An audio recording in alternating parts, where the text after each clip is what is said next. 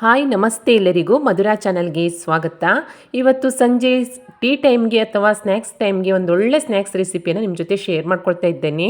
ಅದ್ಭುತವಾದ ರುಚಿಯನ್ನು ಹೊಂದಿರುವಂತಹ ಈ ಸ್ನ್ಯಾಕ್ಸನ್ನು ಹೇಗೆ ಮಾಡೋದಂತ ನೋಡೋಣ ಬನ್ನಿ. ಮೊದಲಿಗೆ ನಾನಿಲ್ಲಿ ಸ್ಟೋವ್ ಮೇಲೆ ಎಣ್ಣೆಯನ್ನು ಕಾಯ್ಲಿಕ್ಕೆ ಇಟ್ಕೊಂಡಿದ್ದೇನೆ. ಎಣ್ಣೆ ಚೆನ್ನಾಗಿ ಕಾದಿರಬೇಕು, ನೆನ್ಪಿಟ್ಕೊಳ್ಳಿ.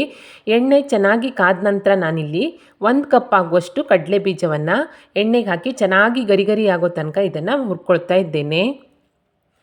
ಈ ಕಡಲೆ ಬೀಜ ಚೆನ್ನಾಗಿ ಫ್ರೈ ಆದ ನಂತರ ಇದನ್ನು ಎಣ್ಣೆಯಿಂದ ಎತ್ತಿ ಒಂದು ಟಿಶ್ಯೂ ಪೇಪರ್ ಮೇಲೆ ಇಟ್ಕೊಳ್ತೀನಿ.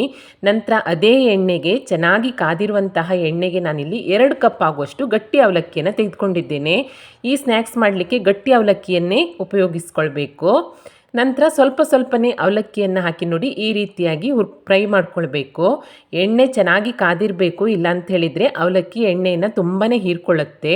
ಅದಕ್ಕೋಸ್ಕರ ಎಣ್ಣೆ ಚೆನ್ನಾಗಿ ಕಾದ ನಂತರ ಸ್ವಲ್ಪನೇ ಈ ಗಟ್ಟಿ ಅವಲಕ್ಕಿಯನ್ನು ಹಾಕಿ ಈ ರೀತಿಯಾಗಿ ಫ್ರೈ ಮಾಡಿ ತೆಗೆದಿಟ್ಕೊಳ್ಬೇಕು. ಬೇಗನೆ ಫ್ರೈ ಆಗುತ್ತೆ, ಎಣ್ಣೆ ಕಾದಿದ್ರೆ ಹಾಕಿದ ತಕ್ಷಣವೇ ಗರಿ ಗರಿ ಆಗುತ್ತೆ. ನಂತರ ನಾವು ಇದನ್ನು ಎತ್ತಿ ಟಿಶ್ಯೂ ಪೇಪರ್ ಮೇಲೆ ಹಾಕ್ಕೊಂಡ್ರೆ ಆಯಿತು.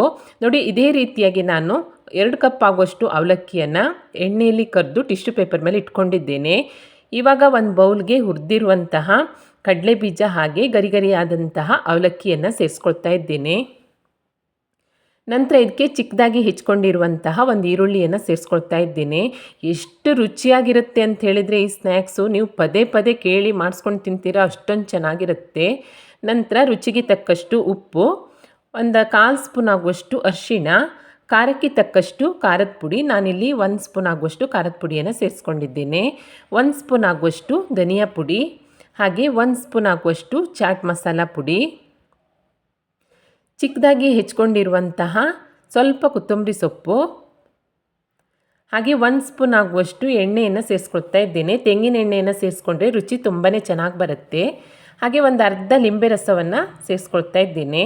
ಇವಾಗ ಇದೆಲ್ಲವನ್ನು ಚೆನ್ನಾಗಿ ಮಿಕ್ಸ್ ಮಾಡಿಕೊಳ್ಬೇಕು.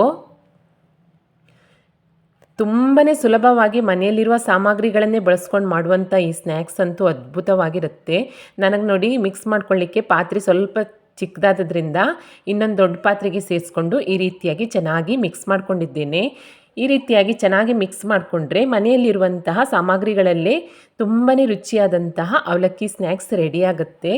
ನೀವು ಸಂಜೆ ಟೀ ಟೈಮಲ್ಲಿ, ಸ್ನ್ಯಾಕ್ಸ್ ಟೈಮಲ್ಲಿ ಈ ರೀತಿಯಾಗಿ ಮಾಡಿಕೊಂಡು ಸರ್ವ್ ಮಾಡಿದರೆ ನಿಮ್ಮ ಮನೆಯವರೆಲ್ಲ ಇಷ್ಟಪಟ್ಟು ತಿಂತಾರೆ ಮತ್ತು ಪದೇ ಕೇಳಿ ಮಾಡಿಸ್ಕೊಂಡು ತಿಂತಾರೆ. ಅಷ್ಟೊಂದು ಚೆನ್ನಾಗಿರುತ್ತೆ ಟೇಸ್ಟು.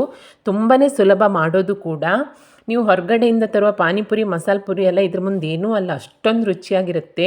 ನಿಮಗೆ ಸುಳ್ಳು ಅನಿಸಿದರೆ ಖಂಡಿತ ಒಮ್ಮೆ ಈ ರೀತಿಯಾಗಿ ಸ್ನ್ಯಾಕ್ಸ್ ಟ್ರೈ ಮಾಡಿ ನೋಡಿ. ಈ ರೆಸಿಪಿ ನಿಮಗೆ ಇಷ್ಟ ಆದಲ್ಲಿ ಲೈಕ್ ಮಾಡಿ, ಶೇರ್ ಮಾಡಿ, ಹಾಗೆ ಕಮೆಂಟ್ ಮಾಡಿ. ಹೊಸದಾಗಿ ನಮ್ಮ ಚಾನಲ್ ನೋಡ್ತಾ ಇದ್ದರೆ ಸಬ್ಸ್ಕ್ರೈಬ್ ಮಾಡ್ಕೊಳ್ಳಿ. ಸಿಗೋಣ ಮುಂದಿನ ರೆಸಿಪಿಯಲ್ಲಿ. Thank you for watching.